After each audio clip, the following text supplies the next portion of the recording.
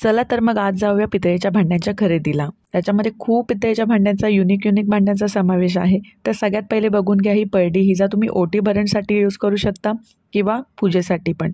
तर हा आहे पितळेचा पानपुडा, जो अगदी रॉयल आहे आणि अगदी जुना आहे। तर तसंच इथे पितळेचा तवासुद्धा आहे, जो हँडल सकटही मिळेल आणि बिना हँडलचाही। तर पितळेची कप बशी कशी वाटली, तसंच हे बघा अशा प्रकारे पितळेच्या पॉटमध्ये जर चहा प्यायला भेटला तर किती छान वाटेल। तसंच हा पारंपरिक आहे आणि खूप जुना अँटिक आहे।